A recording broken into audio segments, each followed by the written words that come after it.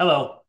Today I've got a kind of a dual message for both consultants, brokers, agents, advisors, whisperers, whatever we call them this week, and companies, HR staff and finance staff specifically.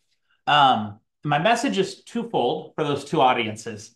Mostly good news, I think, right? So the number one message is the cream always rises to the top. Just keep doing what you're doing, working hard, and good things happen. It never fails. The flip side of that is ignorance can rarely hide for long. Um, so 6 years ago now, 2017, so 7 years ago, good Lord, 7 years ago, I lost a client. It was a 10-year client. We'd had him for a long time. Things were going great. Their costs had been flat for like 3 years. We thought everything was great. How do we lose clients? So in my world, it's almost always a merger, an acquisition, or turnover in HR or finance. So in this case, it was turnover in HR. A brand new VP of HR came in. She had a long-term, very close relationship with a broker. So she brought in her own benefit manager. She brought in her broker. Next thing you know, we're fired. That broker's put in place and off they run. Now, they made no changes to the plan. How do I know? It's a large employer. It's multiple employers that are, sister companies. I have a lot of connections inside there. As you can imagine, having had them as a client for 10 years, it was heartbreaking. You just never, ever want to lose a client. For those of you who are consultants like me, you know that.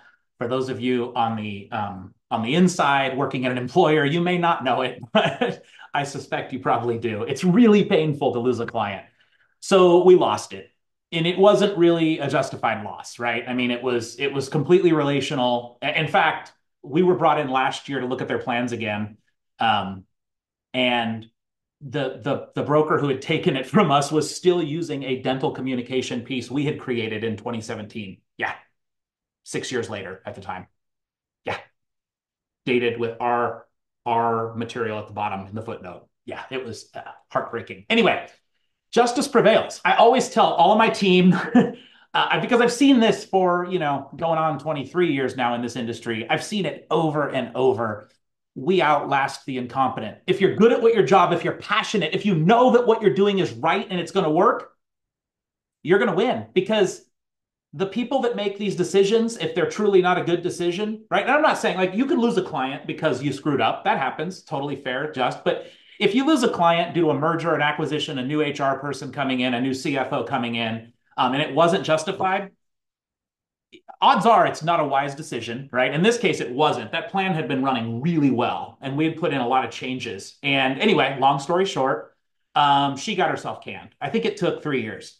So she comes in, she brings in her broker. Now, her broker was a pretty competent fellow. Wasn't a bad broker by any means. Whisperer, advisor. I love how in our industry, I have to say it every time. We've decided that broker's a bad nerve, so we're going to call it something else. Come on, man, that's their game. We don't play that BS.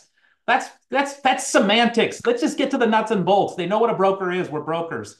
All right. So she got canned because she's incompetent. She made bad decisions, not just that decision, but other decisions. The benefit manager that she'd brought over got promoted up. He's incredibly lazy. He doesn't want to make any changes at all. So they stay with the program. Now, unfortunately, the broker that took over passed away. Some kind of weird like nepotism thing came on. His son takes over the case or something strange. It's not going well, and I know because again, sister company is telling me we've got to have changes here, dude. Like they haven't brought a new idea to the table in 6 years. They're nice people, but they're not running our plan right. So anyway, here we are, 7 years later. I got the call this morning. Hey, Craig, super stoked to see the new home, right? You've gone Galt. You've left the giant private equity Wall Street world. Time to come home. We want to meet. So it's a great story, right? Because if you stay with it, and my average sale from first contact to sale takes 9 months, right? That's average. So think about that. That means that I have sales that take 3, 4, 5 years. Or I have one that occurred in December where the plan's getting sued because the broker didn't know how to do RBP. So they brought me in immediately to get them out of the lawsuit, which we did. And it was phenomenal. It was a 6-day close or something, a 5-day close. But that's not normal. Normally, this game is a long, slow game. So HR people, finance people, if you're in a department, and you're shining, but there's people above you that aren't shining, just keep shining. Trust me, we know, we see it. The good people see it. It could be somebody like me, right? I mean, I'm not inside at your organization, but I work with dozens and dozens of companies every year. I've worked with hundreds of companies in my career. I absolutely understand where the dysfunction is and who runs great. And ultimately, if you are a superstar, you can't be held down. If your light shines, it's going to rise. It's going to become evident to the right people within your organization or the right people outside of your organization, right? We're going to find you a better home. We're going to find you a better place. And if you are promoted up to where you are the decision maker within your organization, don't be afraid. Do not lead with fear. Leading with fear is going to cause you to pay 30% too much for healthcare because my clients right now are paying 30% less with reference-based pricing. As clear as the day is long, my clients pay 1/3 less than the competitors that don't do RBP and are afraid of RBP and are listening to brokers that don't want to learn it and don't understand it, saying, oh, you don't want to do that. It's scary. You're going to have access issues.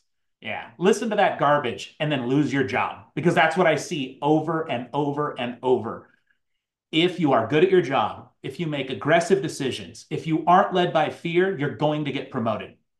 Same is true with brokers. Broker, if you lose a case because of nepotism or a relationship or turnover, if you lose a case and it's unjust, just stick around because if you're good, if you're passionate, if you're doing the right thing, you're going to win eventually. It's never no. It's just not yet. That's what I've learned more than anything in this industry. It's never no. It's just not yet. When you've done this for 22 and a half years now, like I have, you see it. I mean, it's inevitable. The ignorance reveals itself and it moves on. You'll still be there. I cannot tell you how many clients I've had where I've been the broker for 17 years through 3 HR people and 2 CFOs, right? I mean, it happens. It happens a lot. So just know, if you keep your head down, you keep doing the right thing. If you're passionate, I listened to Andy Neary had a video. I guess it was just a couple days ago. Andy, it was awesome, and it was it was like if you're prospecting, if you're looking for new clients, and you're not passionately believing what you're doing, you're going to lose. It's drudgery. You're going to lose. It's that simple. So it's all the same principle, folks. The cream rises to the top. It is impossible to hide good talent. Impossible. All right. Until we talk next time, have a great day.